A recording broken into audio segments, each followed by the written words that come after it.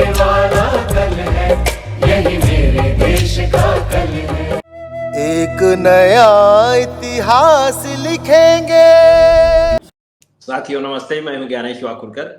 लोक जागर India channel में हम पहली बार पॉडकास्ट कर रहे हैं या डिबेट कर रहे हैं, चर्चा कर रहे हैं। मेरे साथ में दो नई पीढ़ी के दो प्रतिनिधि हैं।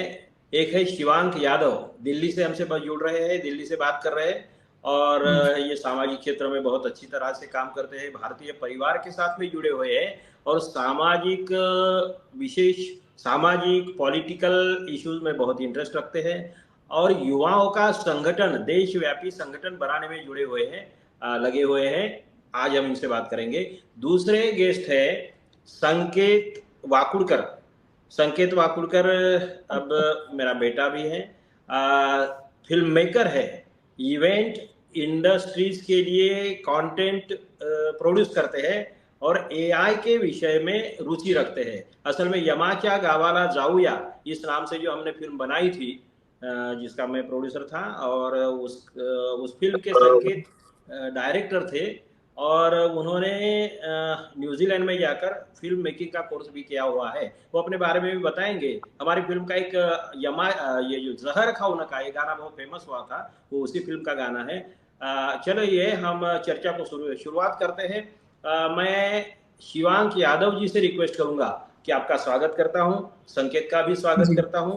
और शिवांक यादव जी, आपसे आजकल ये एआई का बहुत चर्चा चल रहा है, सारे देश में, दुनिया में एआई की ही बात चल रही है और चीन का डीपसीक आया है, अमेरिका का चैट जीपीटी पहले से धूम मचा ये हुए है। तो ऐसे इसमें मैं भी जानना चाहूंगा, देश भी जानना चाहेगा और हमारे दर्शक भी जानना चाहेंगे कि आप इस मामले में क्या कहेंगे, क्या बताना चाहेंगे हमें। और एक रिक्वेस्ट ये भी करूंगा कि आप अपने बारे में भी थोड़ा बता दे तो सबको समझने में भी आसान रहेगा, परिचय भी अच्छा हो जाएगा। तो मैं शिवांक यादव जी जी नमस्कार वाकुड़कर जी, आपने मुझे अपने चैनल पर बुलाया उसके लिए धन्यवाद। वैसे हम लोग काफ़ी पिछले, मैं बताऊं तो 10 साल से हम लोग एक संगठन बना के काम कर रहे हैं जिसका नाम है भारतीय परिवार।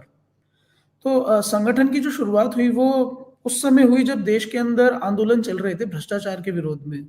आप लोगों ने देखा होगा जब अन्ना हजारे जी दिल्ली आए थे, केजरीवाल उनके साथ थे, तो देश के अंदर एक बहुत बड़ा माहौल बन रहा था कि भ्रष्टाचार को हटाकर एक नई सरकार लानी है या फिर भ्रष्टाचार हटा देना है।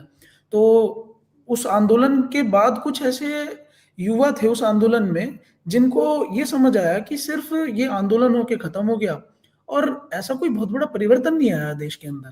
जो युवाओं ने एक सपना देखा था कि शायद ये भ्रष्टाचार खत्म हो जाएगा तो देश हमारा पता नहीं क्या बन जाएगा, लेकिन वो दिखा नहीं। तो उसमें से कुछ जो असंतुष्ट युवा थे वो बाहर निकले और उन लोगों ने मिलकर एक संगठन बनाया जिसका नाम पहले तो युवा क्रांति था, लेकिन फिर बाद में परिवर्तित होते होते वो भारतीय परिवार उसका नाम पड़ गया।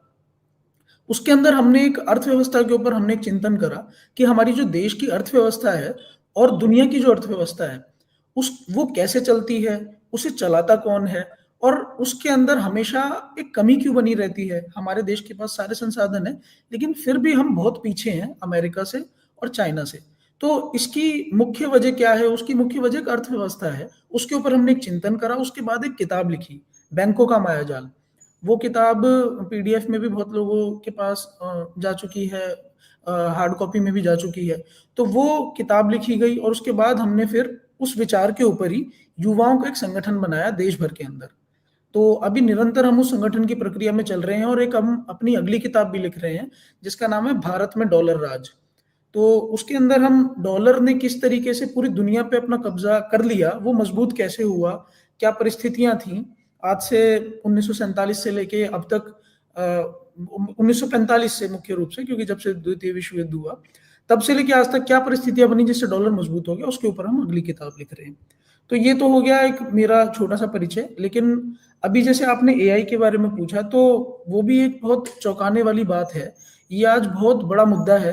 अभी काफी दिनों से न्यूज में चल रहा है कि जब से चाइना ने अपना एक डीप सीक, एक लार्ज लैंग्वेज मॉडल होता है, एलएलएम कहते हैं उसको, तो वो जब से उसने रिलीज करा है तो उसके बाद से जो अमेरिकन कंपनी है एनवीडिया, उसके शेयर्स गिर गए बहुत ज़्यादा। उसके जितने भी और बड़ी कंपनीज थी जो चिप्स बनाती हैं या फिर जो सॉफ्टवेयर बनाती हैं, उन कंपनीज के शेयर बहुत ज़्यादा गिर गए। तो ये खबर पूरी दुनिया में चल रही है, भारत में भी चली, अभी चल रही है।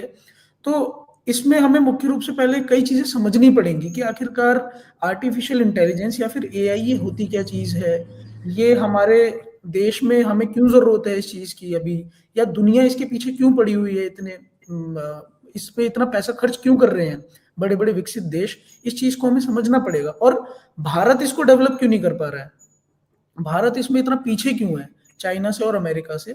तो ये कुछ बातें हमें समझनी पड़ेंगी, क्योंकि जब हम देखते हैं कि अमेरिका इसके ऊपर काफ़ी समय से काम कर रहा था और उसने अपने यहाँ पे बहुत सारी कंपनीज भी बनाई जो इस आर्टिफिशियल इंटेलिजेंस के लिए चिप्स भी बना रही थी बहुत समय से, तब जाके वो एआई को डेवलप कर पाए हैं, क्योंकि उन्होंने बहुत पहले से अपने देश में एक माहौल दिया कि आगे चल के उनके देश में आर्टिफिशियल इंटेलिजेंस बन पाए। अभी आर्टिफिशियल इंटेलिजेंस है क्या? आर्टिफिशियल इंटेलिजेंस जैसे इसका नाम है, एक आर्टिफिशियल इंटेलिजेंस है, मतलब कि जैसे हम मनुष्य हैं, हम चीज़ों को समझ सकते हैं, हम एनालाइज कर सकते हैं। हमारे साथ कोई घटना घटी तो वो घटना दोबारा ना घटे, तो उसके लिए हम अपनी एक समझ बना लेते हैं कि पहले मेरे साथ ऐसा हुआ था, अब मैं दोबारा नहीं होने दूंगा। इसको समझ कहते हैं। ये जानवरों में थोड़ी कम होती है, मनुष्यों में थोड़ी सी बढ़ जाती है। तो यही समझ एक मशीन में डेवलप करना, एक ऐसा सॉफ्टवेयर बनाना कि उसके अंदर अपनी ये समझ बन जाए कि वो अपने इतिहास से भी सीखे और जो बातें हम उससे कर रहे हैं वो उससे भी लगातार सीखता रहे, और सीख के वो फिर डेवलप हो और आगे हमें उसी तरीके से मदद करे। तो इसी तरीके से एक चैट जीपीटी नाम का बनाया गया था, एक एलएलएम।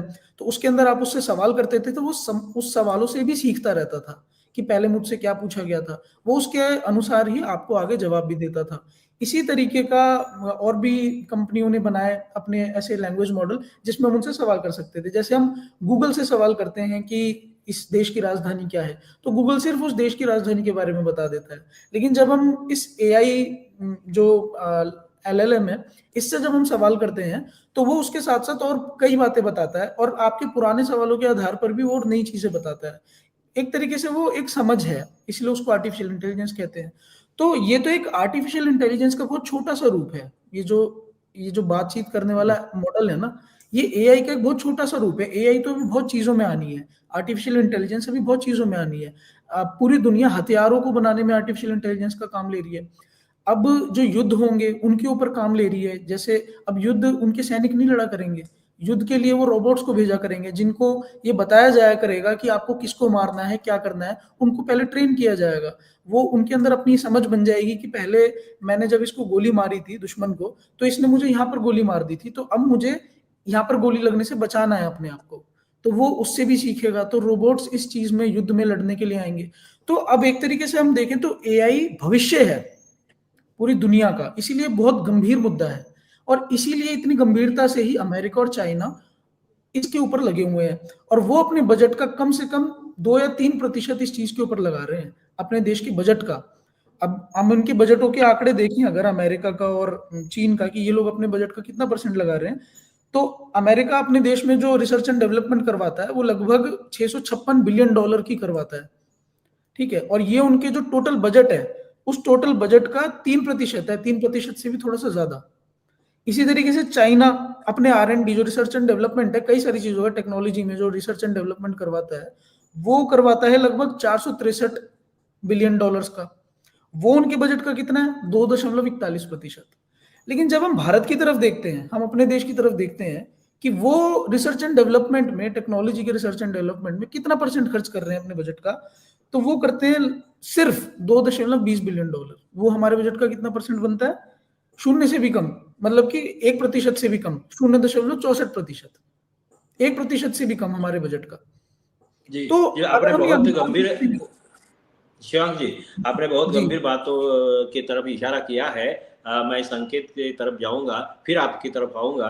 बहुत अच्छा पॉइंट आपने ये किया। संकेत, ये जो आपने अभी शिवांग यादव जी से सुना है, आप कला के क्षेत्र में हैं और उसमें क्रिएटिविटी की बात आती है, तो टेक्नोलॉजी वगैरह तो आजकल अभी तो एआई का तो ये चल ही रहा है। आपके फील्ड में भी वो बहुत सारी बदलाव हो रहे हैं, बहुत सारे चैलेंजेस भी है, बहुत सारे फायदे भी है, बहुत सारे नुकसान भी होंगे।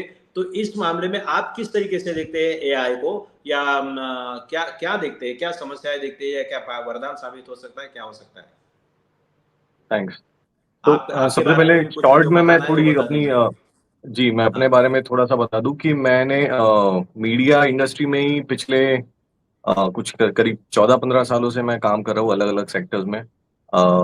मैंने एजुकेशन अपना ग्रेजुएशन जो है मुंबई में कंप्लीट करने के बाद फिल्म मेकिंग किया, थिएटर किया है, इवेंट्स किया है। इवेंट्स के लिए मैं पहले बैनर्स वगैरह डिजाइन करता था, उसके बाद में अभी आज हम जो इवेंट्स में काम करते हैं तो हम एलईडीज के ऊपर कंटेंट बनाते हैं। बहुत सारे तरीके से कंटेंट आजकल यूज होता है, कंज्यूम होता है, प्रोजेक्ट होता है, तो वो सब चीजें कर रहा हूँ। और इस दौरान बीच में भी काफी सारी चीजें, राइटिंग का मैंने काम किया है, टीवी के लिए थोड़ा काम किया है, फिल्म में काम किया है। तो इस दौरान हुआ क्या है कि बहुत सारी मीडिया की स्पेसिफिक अभी आते अगर मुद्दे पे मीडिया और एआई तो मीडिया से रिलेटेड बहुत सारे पहलुओं को मैंने काफी अलग अलग रोल्स में काम करने की वजह से काफी क्लोजली देखा है, जिसका आज कहीं ना कहीं डेफिनेटली फायदा होता है मुझे। और इस वजह से मेरा जो अंडरस्टैंडिंग है, सबसे पहले एआई के बारे में शिवांग ने बहुत अच्छे तरीके से बहुत सिंपल लैंग्वेज में एक्सप्लेन किया है, कि जिनको थोड़ी बहुत समझिए कि नासमझी है या पता नहीं है या क्यूरियोसिटी की एआई होता क्या है, बहुत अच्छे से उन्होंने एक्सप्लेन किया, तो मैं उसमें नहीं जाऊंगा। लेकिन अगर मीडिया की बात करें तो क्या हो रहा है कि देख रहे होंगे आप लोग भी सोशल मीडिया वगैरह पे बहुत सारी आजकल रील्स देखने मिलते हैं, बहुत सारे वीडियोस देखने मिलते हैं जहाँ पे एआई की मदद से कभी कोई खाने का पदार्थ नाचने लग जाता है, तो कभी कोई कुत्ते डांस करने लगते हैं, तो कभी तरह तरह की चीजें हो रही है जो आज तक पहले शायद सिर्फ सोच सकते थे हम। आज वो पहली बार उसको एक रूप मिल रहा है, और वो इतना एक्सेसिबल हो गया है, जैसे कि इंटरनेट एक जमाने में आया था नया नया, तो लोगों को पता नहीं था कि क्या है, कैसा है, कैसे यूज होगा, क्या ये अच्छी चीज है, क्या ये बुरी चीज है, इसका फायदा क्या होगा, नुकसान क्या होगा। आज कहीं ना कहीं एआई भी उसी उसी फेज में हम कह सकते हैं, बहुत अर्ली स्टेज में हम एआई में अभी भी। और उससे क्या हो रहा है कि इंटरनेट की तरह एआई का भी एक्सेस आज हर किसी के पास है। काफी लोग आज भी उसको यूज नहीं कर रहे ठीक से। वो एक चीज है जिस पे हमने डेफिनेटली काम करना चाहिए as a society, as a country, कि उसके कितने फायदे हैं, इसका नॉलेज थोड़ा सा इवन मैं कहूंगा कि स्कूल्स में छोटे एकदम अर्लीस्ट जहाँ पे मतलब छोटे से छोटे क्लासेस में बच्चों को इस बारे में पढ़ाना जरूरी है। शिवांग ने अगेन एक और चीज बहुत अच्छी पॉइंट आउट की कि हम लोग बहुत पीछे चल रहे हैं इस पूरी दौड़ में। इनफैक्ट हम अभी कहीं है ही नहीं, हम इस दौड़ में भी नहीं है। हम देखा जाए तो इतनी बड़ी इकोनॉमी, इतना बड़ा देश है, इतनी बड़ी पॉपुलेशन है, बट एआई के नक्शे पे हम ऑलमोस्ट नॉन एग्जिस्टेंट है। मजे की बात ये है कि काफी सारी जो ये कंट्री, मतलब चाइना का तो खैर छोड़ दीजिए, बट यूएस जो लीडर माना जा रहा था अब तक इस पूरे रेस में, वहां पे काफी सारे जो आईटी प्रोफेशनल्स हैं, काम करने वाले इंजीनियर्स हैं, काफी सारी कंपनी के बड़े बड़े ओनर्स हैं, इंटरेस्टिंगली बहुत सारे इंडियंस हैं। हम उसमें बहुत प्राइड लेते हैं, बट हम कहीं ना कहीं उस चीज को मिस कर जाते हैं कि यार ठीक है, अच्छी बात है, हमारा कोई जाके वहाँ अच्छा कर रहा है, लेकिन यहाँ पे हम क्यों नहीं कर पा रहे हैं। ये एक बहुत इंपॉर्टेंट सवाल है जिसपे लोगों ने फोकस करना चाहिए। और इसकी ट्रेनिंग और यूज केस, ये दोनों चीजें जितने मीडियम से, जितना तरह तरह से, जितने सेक्टर्स में, जितने अलग अलग किस्म के लोगों तक हम पहुंचा सके वो पहुंचाई जानी चाहिए। एंड अगेन ये वीडियो, आई होप इस वीडियो के जरिए भी कुछ नए लोगों को नए पर्सपेक्टिव मिले। Now coming to the last leg of your question कि मीडिया में इसका क्या इम्पैक्ट है, क्या करंट सिचुएशन है, और क्या हम फ्यूचर में एक्सपेक्ट कर सकते हैं। तो एआई का आई थिंक कुछ ऐसे सेक्टर्स है जिसमें बाकी सेक्टर्स से ज्यादा इम्पैक्ट देखने हमें मिल रहा है। मीडिया आई थिंक उनमें से एक है, क्योंकि हो क्या रहा है कि जैसे अगर मैं मेरे ही फील्ड से थोड़ा सा मेरे एक्सपीरियंस से अगर मैं एग्जांपल दूं, तो पहले क्या होता था कि जो मैंने इवेंट कंटेंट की बात की, जिनको अभी भी समझ में नहीं आ रहा है इवेंट कंटेंट, तो उनके लिए एक शॉर्ट में एक्सप्लेन कर दूं कि जैसे आप अवार्ड फंक्शंस वगैरह देखते हैं टीवी पे, फिल्म फेयर हो गया, जी हो गया, उसमें जो पीछे एलईडीज के ऊपर जो चीजें दिखाई देती है आपको, या मान लीजिए अभी अंबानी की शादी हुई तो वहां पे जो पीछे बड़े बड़े स्टेजेस के ऊपर जो कंटेंट होता है, जो विजुअल्स दिखते हैं, वो सारे जो प्रोड्यूस होते हैं, वो काम हम लोग करते हैं। इसमें आपके सिंगर्स हो गए काफी सारे, उनके जो कॉन्सर्ट्स होते हैं उसमें जो आप विजुअल्स देखते हैं वो सारा event content, to give you background. तो होता क्या था कि पहले कोई एक कॉन्सेप्ट डिजाइन करने के लिए एक मैट आर्टिस्ट होता है हमारे इसमें, जो बेसिकली फोटोशॉप में बैठ के कुछ कॉन्सेप्ट डिजाइन करते हैं, और फिर वो अप्रूवल्स के लिए जाते हैं ऑप्शंस के साथ क्लाइंट के पास, फिर उसका फीडबैक आता है, फिर उसमें चेंजेस होते हैं। आमतौर पे कुछ 1-2 साल पहले तक, 2-3 साल पहले तक इस पूरे प्रोसेस में एक अच्छे एक्सपीरियंस्ड टेक्नीशियन आर्टिस्ट के लिए भी 1 से 2 दिन लग जाते थे। आज की तारीख में एआई की मदद से वो काम आप बैठे-बैठे मिनटों में कर सकते हैं, अगर आपके पास वो एक्सपर्टीज नहीं है तब भी। That is the impact of AI. क्या ये अच्छा है, क्या ये बुरा है? ये बहुत अच्छी चीज है। जो लोग इससे डर रहे हैं, डर समझना है, बिकॉज कोई भी नई चीज जब आती है जिसके बारे में नॉलेज नहीं हो हमें, तो डरना एक स्वाभाविक, एक आई थिंक एक इंसानी एक ये कैरेक्टरिस्टिक है। तो डर ठीक है, लेकिन डर के साथ उसको नेगेटिव स्पेस में ना लेते हुए उसे अगर पॉजिटिव माइंड फ्रेम के साथ अप्रोच करें तो ये बहुत अच्छी चीज है। इसको हम जितना अडेप्ट करें, सो इसको एज अ दुश्मन ना देखते हुए अगर हम इसे as a tool, as a helper देखें और अप्रोच करें तो बहुत फायदे हैं। जैसे मैंने बोला कि पहले जिस चीज के लिए 2 दिन लगते थे, आज वो चीज आप 2 घंटे में कर सकते हैं एआई की मदद से। तो क्यों नहीं? वो 2 दिन आप कुछ और चीजें कर सकते हैं। तो लोगों को एक एक सबसे बड़ा डर ये है कि क्या ये जॉब्स खा जाएगा? तो ये एक सवाल है जिसका एक्चुअली बहुत ही ग्रे एरिया में जवाब है। इट डिपेंड्स अगेन कि आपका क्या कैलिबर है, आप किस तरह का काम करते हैं, आप अपने आप को अपने काम में बेहतर करने के लिए मेहनत करते हैं, नहीं करते हैं। क्योंकि मीडिया इंडस्ट्री खासकर थोड़ी सी क्रिएटिव ड्रिवन इंडस्ट्री है, क्रिएटिविटी ड्रिवन इंडस्ट्री है। इसमें आपको जरूरी है, एंड आई थिंक काफी सारे सेक्टर्स में ये बात एप्लीकेबल होती है कि जितना आप अपने आप को बेहतर करेंगे, उतनी ही आपकी वैल्यू बढ़ेगी और उतने ही आप इररिप्लेसेबल होते रहोगे। ऑफ कोर्स रिप्लेसमेंट हर किसी की होती है, मगर आप अपनी वैल्यू क्रिएशन पे फोकस करना चाहिए आई थिंक सबने, और एआई उसके लिए बहुत अच्छी एक टूल है। चलो, बहुत बहुत अच्छी बात है। संकेत ने भी बहुत अच्छे मुझे लगता है, मुझे शायद ये संकेत वो जो अंबानी के घर की शादी की बात की तो उसमें भी आपने किया था, और मेरे ख्याल से वो जो है अपना क्या वर्ल्ड कप जो 2020 वाला जो मोदी स्टेडियम में गुजरात में फाइनल हुआ, उसमें भी आपका सहयोग था। तो उसमें भी थोड़े 1-2-4 लाइन में अगर कुछ बता नहीं सकते हैं सॉरी, तो एक करेक्शन, नहीं अंबानी के कुछ फंक्शंस में किया मैंने, शादी में मैं नहीं था। अच्छा उस अच्छा, वक्त मैं किसी और चीज ओके में ओके, था, सॉरी। और मैंने आईपीएल फाइनल का किया था प्रोजेक्शन मैपिंग, जो कि एक्चुअली दुनिया का सबसे बड़ा प्रोजेक्शन मैपिंग था। गुजरात में स्टेडियम में हुआ था। सो हाँ, काफी मतलब मजेदार फील्ड है, काफी चीजें करने मिलती है, इंटरेस्टिंग चैलेंजेस होते हैं हर बार, एंड एआई का हम लोगों को काफी हेल्प हो रहा है, टू बी वेरी ऑनेस्ट। तो उसमें कोई डरने वाली बात नहीं है, उसको अडेप्ट करके उसे इस्तेमाल करके आप अपना काम बेटर और ज्यादा तेजी से कर सकते हैं मेरे हिसाब से। जी, जी, ठीक है। इस मामले में और फिर चर्चा तो करेंगे ही अलग से। शिवांग जी, आपने बहुत अच्छा और गंभीर पॉइंट रेज़ किया था कि हमारे देश में बजट बहुत कम है, और संकेत ने ये भी बताया कि विदेशों में जो अमेरिका में वगैरह-वगैरह जो है, ये सब काम करने वाले इंजीनियर्स हमारे हैं।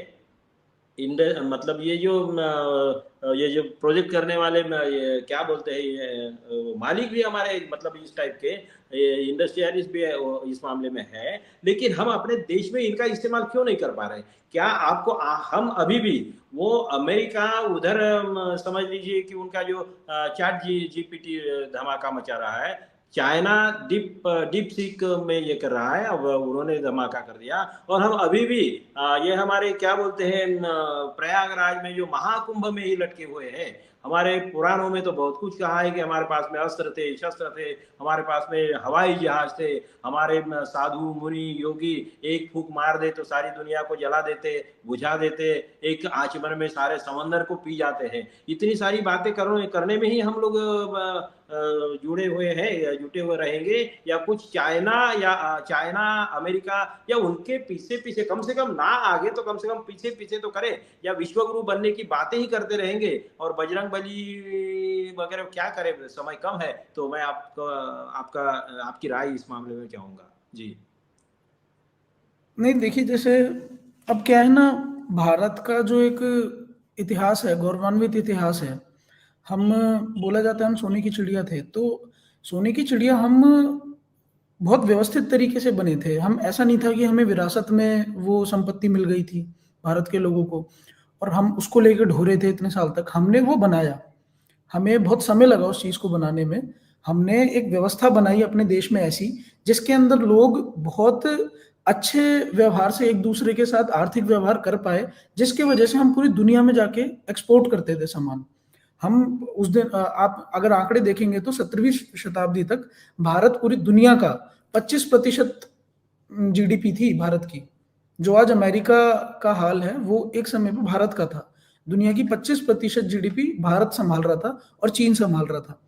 तो इतना हम संभाल रहे थे क्योंकि हमारे देश में ऐसी व्यवस्था बनाई गई थी और इसीलिए हम अपना इतना इतिहास गौरवान्वित कर पाए। लेकिन आज के समय में जब हम देखते हैं तो बहुत दिक्कतें इस मामले में हैं कि खर्चा नहीं करती सरकार।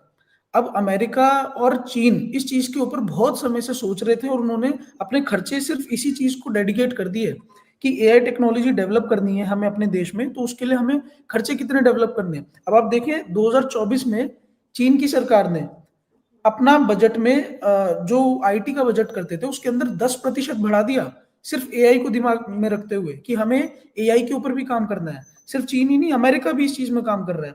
अभी 2024 के जुलाई में चीन के अंदर इन्होंने 100 बिलियन युआन का सिर्फ अलग से कोटा निकाला कि हमें सिर्फ एआई के ऊपर काम करना है।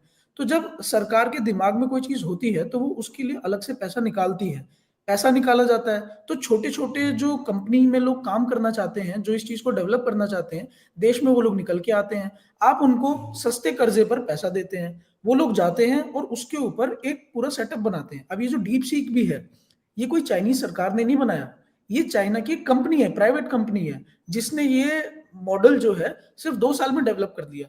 कैसे कर लिया? क्योंकि चीन ने अपने देश में एक माहौल क्रिएट किया ऐसा कि आप कर्जे पे पैसा लेके जाओ और इस चीज को डेवलप करो, पैसे की चिंता मत करो। जब आप किसी क्रिएटिव आदमी को ये उसके दिमाग में बात डाल देते हैं कि आपको पैसे की चिंता नहीं करनी है, तो वो अपनी क्रिएटिविटी ज्यादा दिखा पाता है। ये अभी जैसे साकेत जी ने इसके बारे में भी बताया, मीडिया के बारे में, फिल्म्स के बारे में, तो उसके अंदर भी जितना मुझे समझ आया यही होता है। अगर एक प्रोड्यूसर अपने डायरेक्टर को इस बात की छूट दे कि तुम जो तुम्हारे दिमाग में है उसको एग्जीक्यूट करने के लिए तुम करो, मैं पैसे की चिंता मत करना, पैसा मैं लगाऊंगा, तो फिर एक बहुत अच्छी चीज बन के निकल के आती है। जो डायरेक्टर के दिमाग की चीज होती है वो ज्यादा अच्छे से निकल के आती है। ये एक देश में भी चलती है चीज। जब देश के जो सरकार होती है वो अपने देश के लोगों को ये चिंता महसूस नहीं होने देती कि तुम्हें पैसे की चिंता नहीं है, तो लोग बहुत अच्छी अच्छी व्यवस्थाएं बनाते हैं। अब हमारे देश, अब आप ये एक और आंकड़ा बताता हूँ। जैसे आपने बोला कि हमारे देश की सारे इंजीनियर्स ये सब लोग बाहर गए हुए हैं, तो जो गूगल है वो इस एआई को डेवलप कर रही है, माइक्रोसॉफ्ट है वो भी एआई को डेवलप कर रही है। अमेरिकन कंपनीज जो एआई को डेवलप कर रही हैं उसमें हमारे इंजीनियर्स जाके काम कर रहे हैं, और उसका भी एक बहुत खतरनाक आंकड़ा है। आप देखें कि जब 2013 में अमेरिका में रहने वाले जितने भी भारतीय वैज्ञानिक और इंजीनियर हैं उनकी संख्या कितनी है? 29 मिलियन भारतीय वैज्ञानिक और इंजीनियर रह रहे हैं अमेरिका के अंदर। वो 2013 का आंकड़ा, अब तो और बढ़ गया होगा। तो और एशिया के बहुत सारे इंजीनियर्स वहां पर हैं, टेक्नीशियंस वहां पर हैं। तो दिक्कत क्या है? अब हमें ये चीज समझनी पड़ेगी, किसी भी चीज को बनाना है, मान लीजिए ये जो स्वेटर है, मुझे स्वेटर को अगर बनाना है तो मुझे स्वेटर को बनाने के लिए 3-4 चीजों की जरूरत होती है। सबसे पहला तो मुझे रॉ मटेरियल चाहिए, जिसका ये बना है, मान लीजिए ऊन का बना हुआ है, तो उस ऊन का मुझे रॉ मटेरियल चाहिए, मुझे ऊन चाहिए। दूसरा मुझे क्या चाहिए? दूसरा मुझे ये स्वेटर बनाना आना चाहिए, मुझे इसकी टेक्नोलॉजी पता होनी चाहिए कि जब मैं इन सिलाइयों को किसी तरीके से सीलूंगा तो एक ये स्वेटर बन जाएगा, तो मुझे उसकी टेक्नोलॉजी आनी चाहिए। फिर मेरे पास एक तीसरी चीज क्या होनी चाहिए? मेरे पास इस स्वेटर को बनाने के लिए लेबर होनी चाहिए, मेरे पास उस काम करने वाले लोग होने चाहिए जो इस स्वेटर को बना ले। और फिर चौथी चीज आती है, इस स्वेटर को जब ये बन गया मुझ तक पहुंचने के लिए पैसे की जरूरत चाहिए। जिस आदमी ने बनाया और मुझे खरीदना है तो पैसे की जरूरत चाहिए। तो हमें 4 चीजें चाहिए होती हैं मुख्य रूप से। पहला तो स्वेटर बनाने की हमें टेक्नोलॉजी आनी चाहिए, हमारे पास स्वेटर बनाने का रिसोर्स होना चाहिए, मतलब ऊन होनी चाहिए। तीसरा हमारे पास लेबर होनी चाहिए बनाने के लिए। चौथा हमारे पास उसको भेजने के लिए पैसा होना चाहिए, एक्सचेंज सिस्टम होना चाहिए। तो हमारे देश में क्या, मैं पूछता हूं, हमें एआई डेवलप करना है, क्या हमारे देश में एआई के लिए रॉ मटेरियल की कमी है? हमारे पास रॉ मटेरियल की कमी नहीं है। हमारे पास चिप्स बनाने के लिए हमारे पास रॉ मटेरियल की कोई कमी नहीं है। चिप्स को बनाने के लिए जिन चीजों का उपयोग होता है वो हम बना सकते हैं, हमारे देश में उपलब्ध है। हमारे देश में उसके अंदर प्लास्टिक का यूज होता है और भी अलग अलग केमिकल्स का यूज होता है, वो हम अपने देश में बना सकते हैं। दूसरा, अब आते हैं टेक्नोलॉजी पर। क्या हम टेक्नोलॉजी डेवलप नहीं कर सकते क्या? अगर हमारे इंजीनियर्स, हमारे साइंटिस्ट अमेरिका में जाके डेवलप कर रहे हैं, तो क्या हम उनसे अपने देश में डेवलप नहीं करवा सकते टेक्नोलॉजी? बिल्कुल करवा सकते हैं। तो हमारे पास ना रिसोर्स की कमी है, ना टेक्नोलॉजी की भी कमी नहीं है। तीसरा आता है हमारे पास क्या लेबर की कमी है, क्या फैक्ट्री में काम करने वाले मजदूरों की कमी है? नहीं। हमारे पास जितनी जनसंख्या है चीन के पास भी उतनी जनसंख्या है, हमारे पास 145 करोड़ लोग हैं, लगभग उसके पास भी उतने ही है। तो हमारे पास लेबर की भी कमी नहीं है। चौथा आता है पैसा। हमारे पास एक्सचेंज सिस्टम की कमी हो जाती है। सरकार से हम जब भी पूछें कि हम क्यों नहीं बना पा रहे एआई या फिर कोई भी चीज, या फिर हम चाइना जितनी हमारी अर्थव्यवस्था क्यों नहीं हो रही है, तो बोलते हैं हमारे पास पैसे की कमी है। हम इसीलिए ये बहुत जरूरी है, हमें समझना चाहिए कि पैसा होता क्या है, पैसा क्या चीज है, हमारे बीच में एक्सचेंज सिस्टम क्या होता है। पैसा आपके मेरे बीच का एक एक्सचेंज सिस्टम है। आप मानते हैं, मैं भी मानता हूं, आपने मुझे दिया, आपका और मेरा एक खर्चा चलना चाहिए, उसके लिए एक पैसी चीज है। बहुत लंबा विषय है, मैं इसमें अगर इस वीडियो में बोलूंगा जी, तो वो बराबर काफी सही कहा लंबा हो मैं। जाएगा। पैसा क्या चीज है, मैं पैसे ये की क्या, हाँ उसके मैं वो ये कैसे हम मुझे लगता कर है सकते हैं हमारे। तो मुझे जी मुझे लगता है कि ये जो मामला बहुत सही विषय है, सही लेकिन विल पावर, गवर्नमेंट की विल पावर सबसे बड़ी चीज होती है। और गवर्नमेंट अगर सही मायने में पॉजिटिव, अगर विचारों के साथ में, पॉजिटिविटी के साथ में अगर सभी को कोऑपरेट करे, तो मुझे लगता है कि ये पैसा वैसा ये मामला इसमें ये कोई मायने नहीं रखता है। कुछ हद तक तो मायने रखता है। मैं संकेत को इस मामले में पूछूंगा कि उनकी फिल्म इंडस्ट्री टोटली इंडिपेंडेंट कही जाती है, और इंडिपेंडेंट होने के बावजूद सरकार का आजकल उसमें भी हस्तक्षेप डायरेक्टली इनडायरेक्टली हो चुका है।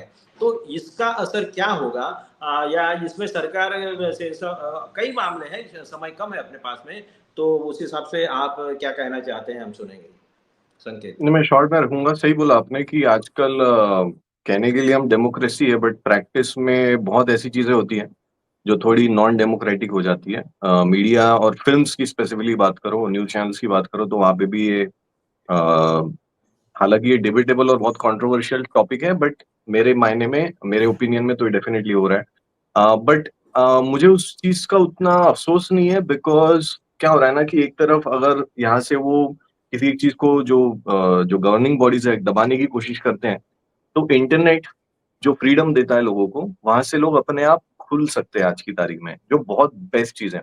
आई थिंक हम टेक्नोलॉजी पॉइंट ऑफ व्यू से बेस्ट एरा में जी रहे हैं, क्योंकि आज इंटरनेट की वजह से पावर हर किसी के लिए एक्सेसिबल है। आज घर बैठे बैठे, आज की तारीख में, मैं फ्यूचर की बात नहीं कर रहा हूँ, आज घर बैठे बैठे लोग जिसको बिल्कुल भी नॉलेज नहीं है फिल्म मेकिंग का, आज घर बैठकर थोड़ा सा समय और थोड़ा सा मेहनत करके घर बैठ के फिल्म बना सकता है। एक प्रॉपर हॉलीवुड स्टाइल फिल्म बना सकता है। शॉर्ट फिल्म्स ऑलरेडी बन रही है, लोग उस पर यूट्यूब पे डाल रहे हैं, टेलीविजन कमर्शियल्स बन रहे हैं, बड़ी बड़ी ब्रांड्स एआई से बना रहे हैं। तो आज की तारीख में लोगों के पास इतना पावर आ गया है, और जो सप्रेशन हमें फिल्म्स में, या जो कंट्रोल हमें फिल्म में या उसमें लिमिट करता है एक्सप्रेस करने के लिए, वो सारी चीजें आज यूट्यूब के जरिए, इंस्टाग्राम के जरिए, बहुत सारे अलग दूसरे सोशल मीडिया के जरिए लोग अपनी बातें रख पा रहे हैं। उसके अगेन अच्छे और बुरे दोनों साइड्स रहेंगे, बट मुझे लगता है कि फिल्मों में अगर बहुत ज्यादा कंट्रोल या लोगों को एक्सप्रेशन के ऊपर लिमिट करना शुरू कर दिया लोगों ने, मतलब गवर्निंग बॉडीज ने, तो लोग उसका पैरेलल रूट जो है, जो कि डिजिटल प्लेटफॉर्म्स है, जहाँ पे आजकल एक्चुअली ज्यादा लोग देखते हैं, ज्यादा लोग आपके पास एक्सेसिबल है, वहां से वो चीजें अपनी कर लेंगे। क्योंकि समय के साथ चीजें बदलती है, जरिए बदलते हैं, लेकिन जो तरीके बदलेंगे, लेकिन जो जो चीजें लोगों को करनी है वो फिगर आउट कर ही लेते हैं कोई ना कोई तरीका उसे करने का। और स्पेशली आर्टिस्ट तो ऐसी, मतलब नीडर और बेशरम प्रजाति है कि वो कुछ ना कुछ करके अपना धंधा पानी तो वो बंद नहीं होने देगा, वो कुछ ना कुछ कर ही लेगा। जी, तो शिवांग जी, मेरे ख्याल से समय खत्म हो रहा है, लेकिन आप आखिरी में एक शॉर्ट, इसमें आगे हम क्या करें, क्या करने चाहिए, गवर्नमेंट ने क्या करना चाहिए, एक कुछ शॉर्ट आपकी एक कमेंट चाहूंगा इसमें देखिए वागुड़कर जी, सबसे पहले तो सरकार को जो कर देना चाहिए था, अगर अब देर भी हो गई है तो अब कर देना चाहिए। सबसे पहले तो सरकार को इसको सीरियसली लेके अब तक तो एक मंत्रालय बना देना चाहिए था। एआई के लिए एक मंत्रालय बना देते अभी तक तो, जी उसको एक जी, मंत्री बिल्कुल सही। चुन लिया जाता है, उसको एक मंत्री बना दिया जाता है, उसको अलग से, उसको स्पेशली एक डिपार्टमेंट दिया जाता है, अलग से उसके लिए बजट एलोकेट कर दे सरकार। तो अगर इतना करती है तो उससे फिर देश में जितने भी जो माइंड्स हैं, ब्राइट माइंड्स हैं, उनके अंदर ये भाव आता है कि चलो शायद सरकार इसके लिए कुछ कर रही है, तो हम घर से निकल सकते हैं और रिस्क लेके एक कंपनी बना सकते हैं जिसके अंदर हम एआई डेवलप करेंगे। जब उनके अंदर ये डर निकल जाए कि सरकार हमारा ऊपर पैसा लगाएगी, बहुत सस्ता, सरकार बहुत सस्ते लोन दे इस चीज के लिए, बहुत नहीं, 1% पे दे दे, नहीं तो कुछ भी नहीं, ऐसे लोन्स दे ताकि अगर वो कंपनी डूब भी जाए तो उसकी कोई उस आदमी के ऊपर ज्यादा बर्डन ना पड़े। तो इस तरीके के लोन देकर ज्यादा से ज्यादा लोगों को प्रोत्साहित किया जाए। बच्चों को स्कूल में अभी से ही पढ़ाया जाए, उनको समझाया जाए कि एआई कैसी है, उसको कैसे यूज किया जाना है। बचपन से उनको ये बातें दिमाग में डाली जाएं कि वो कैसे हैं। जैसे एलएलएम मॉडल बनाया गया तो ये कैसे बना है, इसके कोड क्या है, ये किस तरीके से बनाया गया होगा, मशीन को कैसे लर्न कराना है, आपको मशीन को कैसे समझाना है कि ये ऐसे होगा, ये ऐसे होगा, मशीन लर्निंग जिसे कहते हैं। वो बच्चों को भी बहुत छोटे से सिखाया जाए, अच्छी उम्र से। उसके अंदर जो समझदार होंगे वो उस चीज को आगे लेके बढ़ जाएंगे, वही लोग कंपनी बनाएंगे आगे जाके, जब सरकार एक माहौल रखेगी कंपनी बनाने का।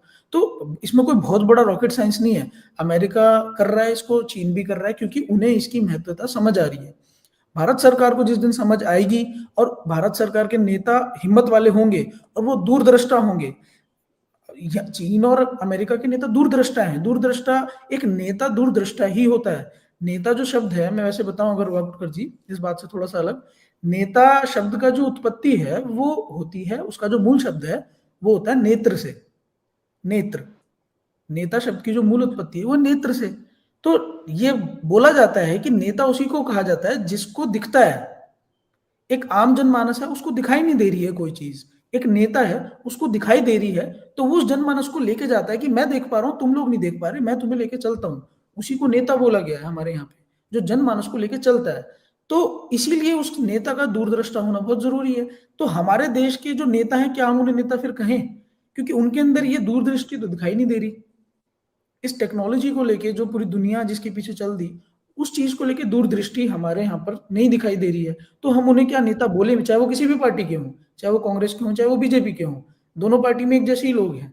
तो इन नेताओं को हम क्या बोले नेता, क्योंकि इनके अंदर दूरदृष्टि नहीं है। तो सरकार को पहला काम तो यही करना पड़ेगा, इसके लिए अलग से एक बजट निकाले जी और जी, उसके लिए एलोकेट करे बजट, और एआई के ऊपर सीरियसली इस चीज को ध्यान दे और बहुत सस्ते लोन देकर लोगों के अंदर से ये डर निकाल दें कि अगर तुम्हारा पैसा डूब गया तो फिर क्या, हम क्या करेंगे। तो इस डर जब लोगों के अंदर से बहुत अच्छा निकल सुझाव जाएगा, दिया है लोग आपने कि बहुत इसका अच्छी अच्छी कंपनी खड़ी करेंगे, जैसे डीप सीक खड़ी जी करी गई है, चैट जी जीपीटी जी कंपनी खड़ी करी गई है, वो उसी तरीके से खड़ी होती है जब लोगों के अंदर से डर निकल जाता है। तो सरकार को जी यही काम करना पड़ेगा, तभी हम एआई के अंदर कुछ डेवलप कर सकते हैं। जी सर, आपने बहुत अच्छा सुझाव दिया है कि सरकार एक मंत्रालय बनाए, एआई मंत्रालय बनाए। बहुत सारे, बहुत ही बेहतरीन, क्योंकि नई पीढ़ी है आप लोगों की और नई पीढ़ी नए तरीके से सोचती है। बहुत अच्छी सुझाव है। संकेत से मैं आखिरी कमेंट चाहूंगा और हमारा समय भी खत्म हो रहा है। हाँ जी, क्विकली नहीं, मैं अग्री करता हूँ शिवांग की बातों से। लेकिन मेरा थोड़ा सा एक अलग मानना भी इस सोच है इस बारे में कि मुझे लगता है कि देश में हमारे अगर सरकार के भरोसे बैठे रहे तो वो तो, मुझे पर्सनली मैं थोड़ा सा नाखुश नाउम्मीद सा हूँ। बिकॉज हमारे पास इतना सब कुछ होते हुए हम अगर बाकी चीजों में नहीं कर पाएंगे तो एआई में। बट मुझे उम्मीद और बहुत हाई होप्स है यंगर जनरेशन से। आई थिंक बहुत शार्प माइंड्स हैं। And the beauty of internet and AI is कि ये सबके लिए ओपन है और एक्सेसिबल है। मुझे उम्मीद है उन लोगों से जो इसको एम्ब्रेस कर रहे हैं। मैं बहुत सारे यंग टैलेंटेड आर्टिस्ट को जानता हूँ जो घर बैठे बैठे बहुत सारी चीजें कर रहे हैं। मुझे उम्मीद है कि वो कुछ करेंगे इस चीज को, और हम लोगों ने भी इंडिविजुअल लेवल पे जितना हो सके इसे इस्तेमाल करना शुरू करना चाहिए।